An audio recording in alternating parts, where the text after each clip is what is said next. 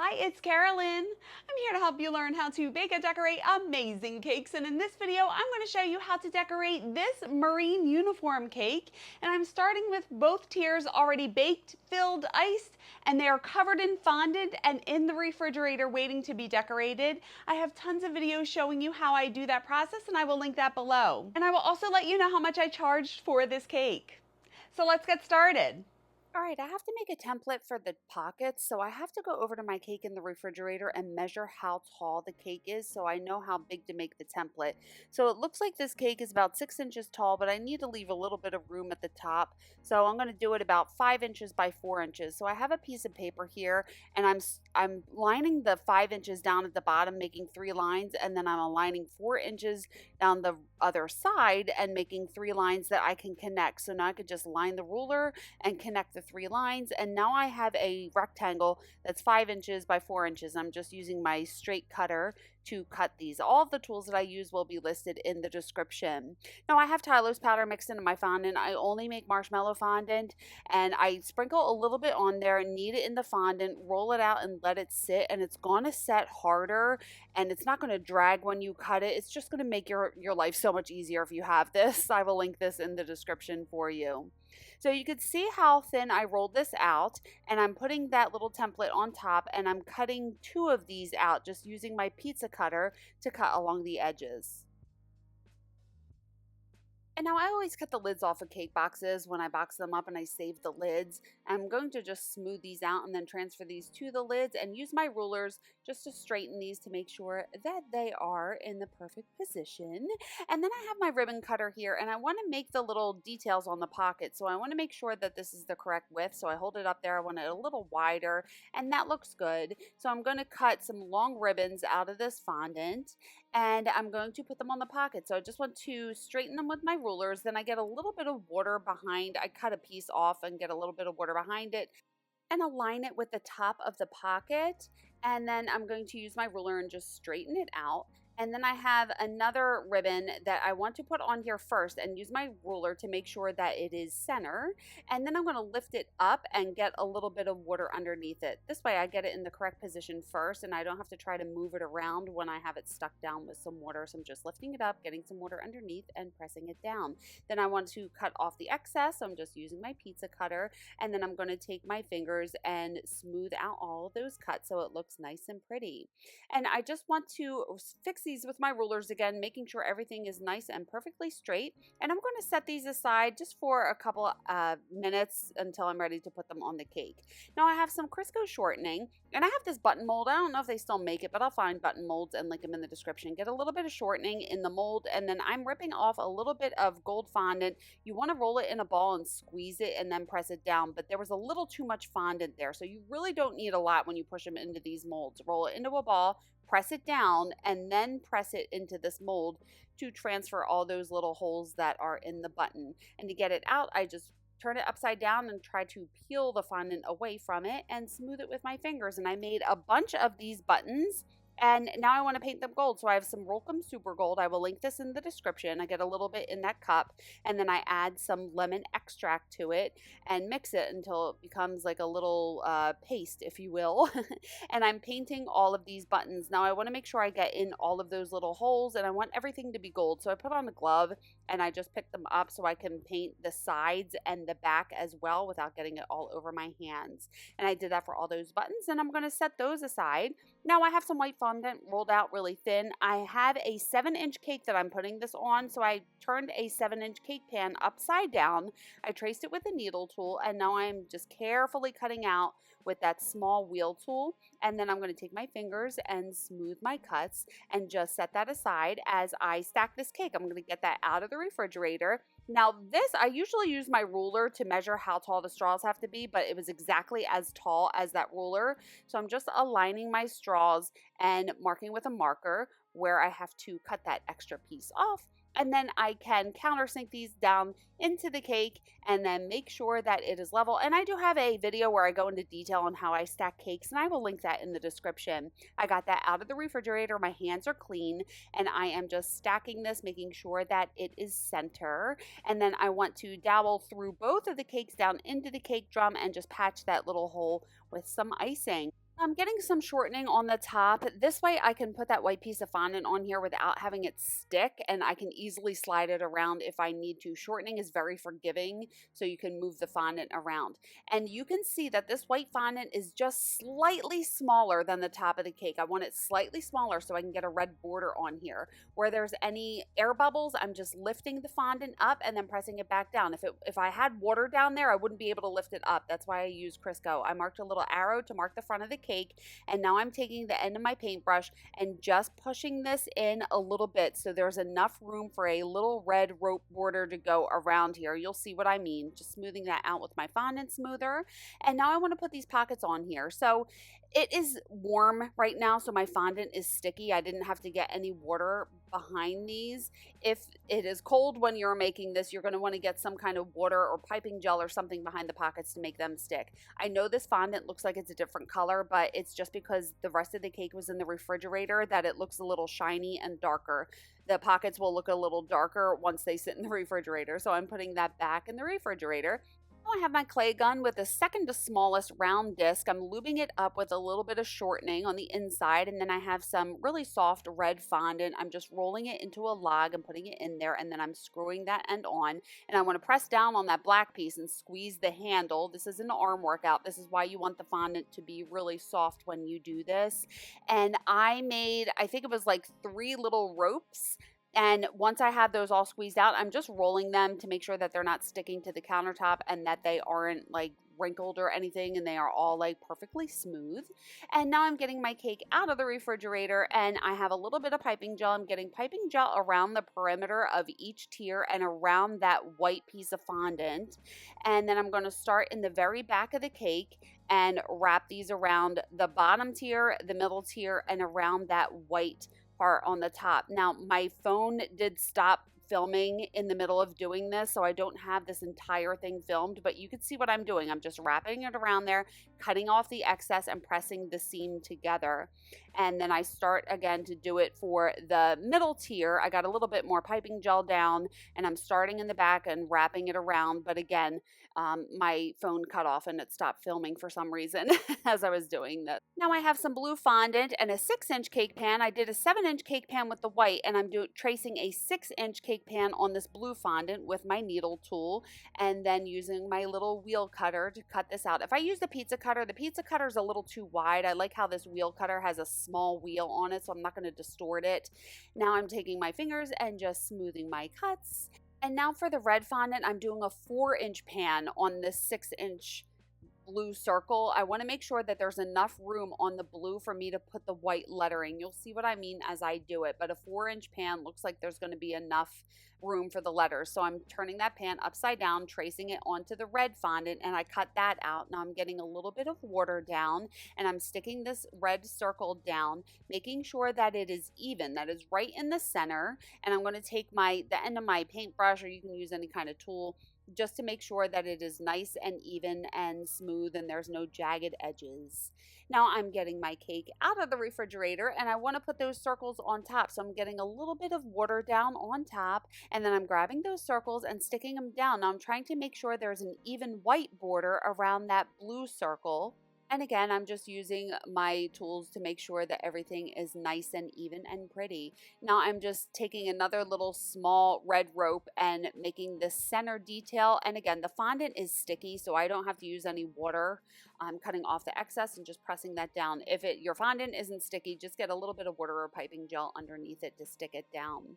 And now I want to put the buttons on. So I got a little bit of water behind each one and stuck those down. And now I want to make sure that these are nice and even. So I'm starting one at the top, one at the bottom, and I do one in the middle, and I make sure that they are equal distant, and then I can fill these in. So I'm doing 3 in between each one. I like to do it this way, like one at the top, one at the bottom, one in the middle, and then fill it in to make sure it is all even. And that looks good. I'm going to put that back in the refrigerator. Now I have a piece of non-slip pad underneath my cutting board so it doesn't slide around, an X-Acto knife with a wet paper towel, a Dresden tool, and a little bit of water. And I measured my cake and printed it out the size I wanted it to be. I have some yellow fondant rolled out really thin, and I'm doing my trace cut and smooth method to make these letters. So I am just tracing this with my Dresden tool. Make sure you don't press too hard because you just want to transfer the line onto the fondant. You don't want to poke a hole. Make sure you get the center of the letters as well. And all of these pictures that I use will be linked in the description for you. And then once I have those transferred on there, I am going to cut out all of the center pieces first. And once I have the center pieces cut out, I like to take my tools and just smooth those cuts to make sure that the fondant doesn't look jagged. And once I cut the center pieces out, then I'm going to use my X-Acto knife and just cut the rest of these letters out.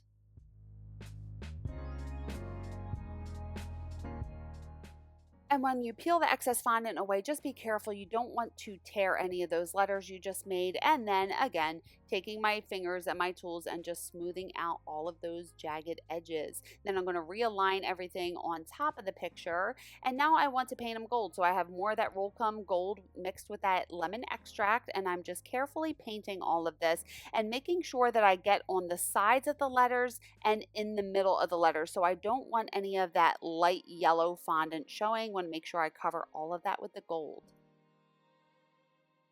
And then before I put it on that red fondant, I'm taking my fingers and just removing any excess gold dust because I don't want the gold to transfer onto the red. So I'm getting a little bit of water behind it and carefully putting this down on the red because that gold tends to get everywhere. So you just want to be really careful when you're working with this gold lettering. And now I'm taking my Dresden tool and I'm looking at the picture and just trying to mark the lines where I want to cut this out to make sure that it looks like the picture. So you see how it's kind of like in a large rectangle, and then I'm just taking my X-Acto knife and cutting everything out. And once it's cut out, I'm going to smooth my cuts. And then I'm going to flip that upside down and get a little bit of water behind here. I want to make sure I get water all along the edges so it sticks down to this white fondant. I turn that white fondant upside down so the smooth side is facing down and press that down and flip it over and voila, it's transferred. I'm taking my ruler to make sure everything is nice and straight and then just getting really close and cutting an even white border around the entire thing. And I'm just going to set that aside to dry. I did end up putting that in a Ziploc bag so it stayed pliable. Now I have really thin white fondant that's been sitting out and I'm cutting them into really tiny rectangles. I have some Crisco here and I'm using these Tappet letter cutters, getting some Crisco in all of the letters that I'm using. And then I'm going to take one of the little triangles and really press one of those letters on there, remove the excess. And I'm doing that for all the letters that I'm using in this strip. And then for the Tappets, you just tap it onto that little cutting board and the letters pop out. I do have a video where I go into detail on how I use Tappet letter cutters and I'm going to link that below. They can be a little tricky. You need your fondant to be very stiff when you're doing this so it holds its shape when you take it out. So once the letters are out, I'm just smoothing them, making sure they're in the correct position and setting them aside. Sometimes I have to use my X-Acto knife or a needle tool to pry them out of there so they don't get damaged as I keep tapping them down onto the cutting board. And that looks good. I'm going to set those aside. Now I got my cake out of the refrigerator and I want to center these on here. So I'm just putting the letters down first. And then once I get them in the correct position, I will glue them down. So this is pretty time consuming. I'm lifting up one letter, get a little bit of water behind it, and then I'm placing it back down. And then I'm using the end of my paintbrush to make sure that I get these in the correct position. So these little letters are difficult to work with. You see how I have to keep moving it into the right position so it looks nice and straight. And I did that for all of the letters. It probably took me about 15 minutes and that looks really good. I'm going to put that back in the refrigerator. Now I printed that out so it fits on that red circle, so it's about 4 inches. That yellow fondant is pretty thick, and again I'm doing my trace cut and smooth method to make this. Sometimes you have to look past the picture, so I'm looking past that rope and I keep tracing this part of the anchor, and I'm making sure that I get all of these inner details as well. A picture like this, it's a little more advanced, but you could still do it. I'm just tracing all of these little pieces minus the rope on here. I want to make sure I get all of these lines in the inner detail and also the eagle on the top as well.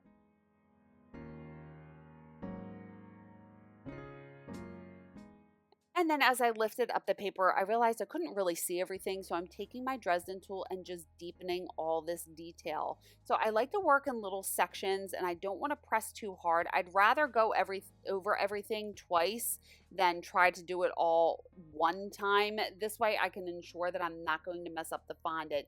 And then I have the picture close and I'm just adding that center detail that's in all of these little pieces. I didn't do the eagle too detailed. I just didn't want to get into doing all those little wings. Now I'm cutting out these small inner pieces first and they're a pain in the butt. I'm working in small sections here and slowly trying to lift this piece of fondant out. These small pieces are kind of a pain in the butt.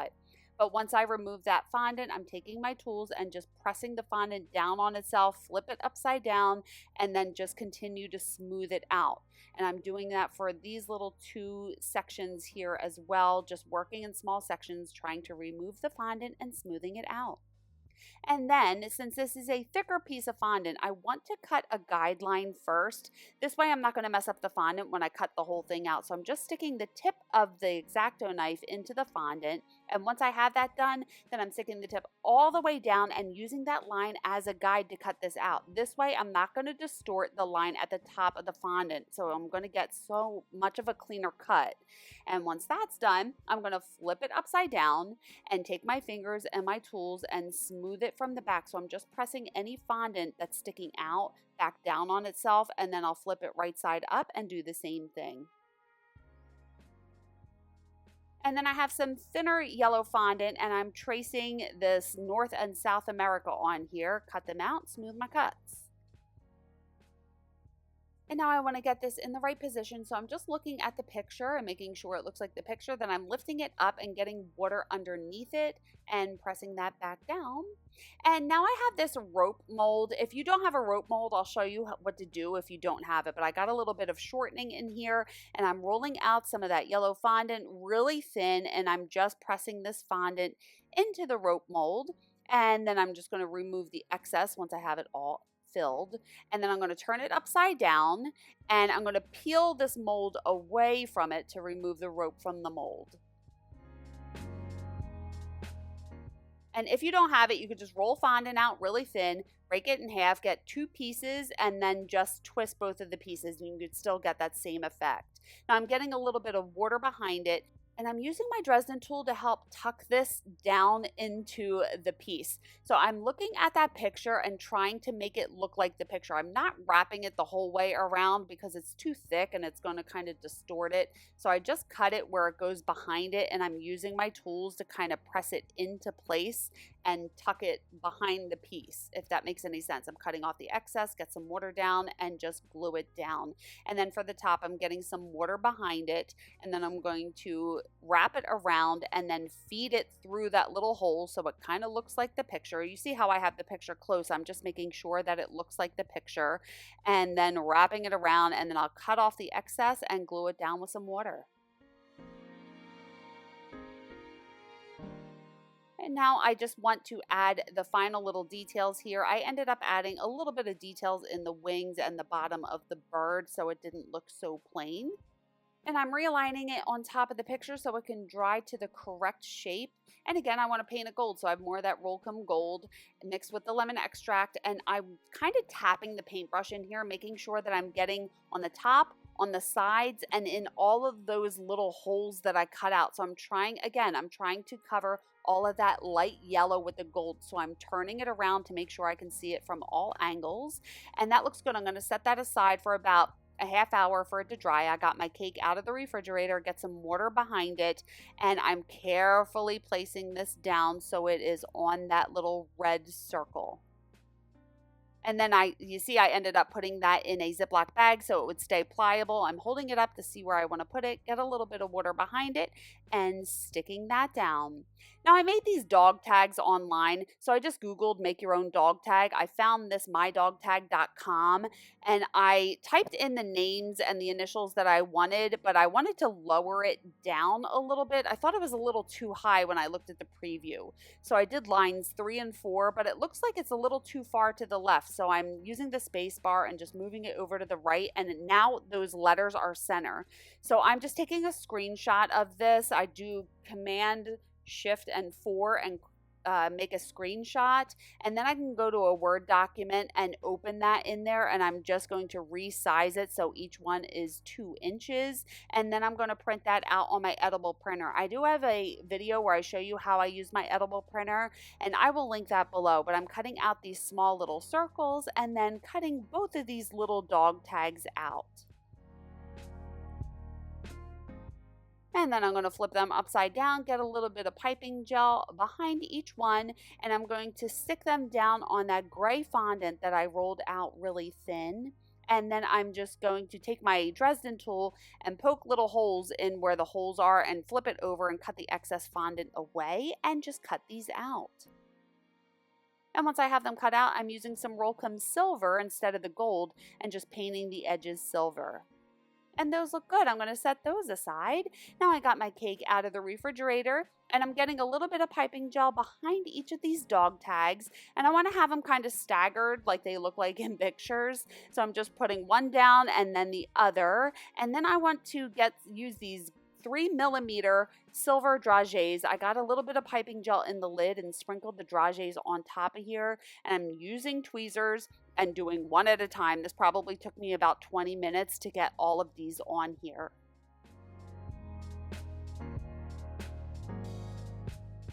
And here is the cake. How cool is that?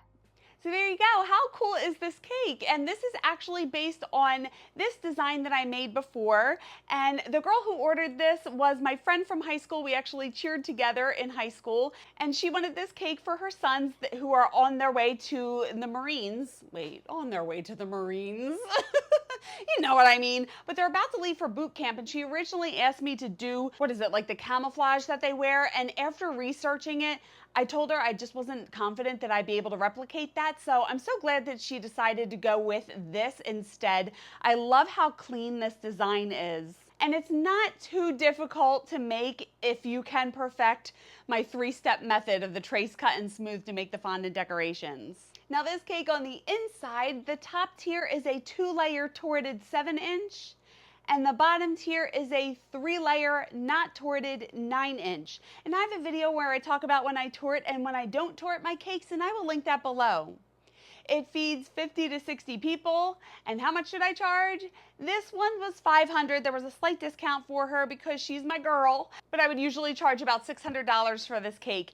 And it did take a while to make. This one took about 10 hours, and covering those tiers in fondant, I wasn't planning on doing that. I was going to ice it in buttercream, but then I figured that I wouldn't be able to get the fondant pockets to match the buttercream exactly, so I opted to cover the cake. Plus, this had to travel over an hour to the destination, so I wanted to make sure it's really hot out right now. Covering it in fondant is going to help protect the cake from damage. So I think that's it. What new techniques did you learn in this video? I would love to know. Leave it in the comments below. And just a reminder, I have ebooks with all the recipes I use. I have my signature scratch pound cake recipes, my best doctored cake mix recipes, my buttercream icing and filling recipes, and my favorite numbers, and my favorite fonts PDFs. So I will link all of those in the description. And I do have a Cake Academy membership program where I can help you elevate your cakes to the next level. There are 3 tiers to the program. The base tier is called the Cake Pop tier. And in that tier, you can support me monthly. You get free and discounted extras being those recipe books and PDFs that I just mentioned. And you also get early access to my YouTube content and access to exclusive content that I release for my Cake Academy members. And then the top 2 tiers both have all of those features, plus access to my exclusive Facebook group. In that group, we are having so much fun. I go live, we do Zoom meetings, we talk about pricing and customer complaints, and we give design advice, and I post all of the pictures of the cakes that I make along with how much I charge. And we really are having so much fun in this group. I would love to have you aboard. All that information is in the description. Please like this video if you liked it. And if you're enjoying my tutorials, I would be so grateful if you could buy me a coffee. My link is down below. And I would love it if you would keep in touch on socials, and you could check out my website. And if you want to stick around, you can watch this video next. And hit subscribe and the bell if you haven't already. Thank you so much for watching. I love you guys. And remember, it's cake. Have fun. I will see you on the next one. Bye.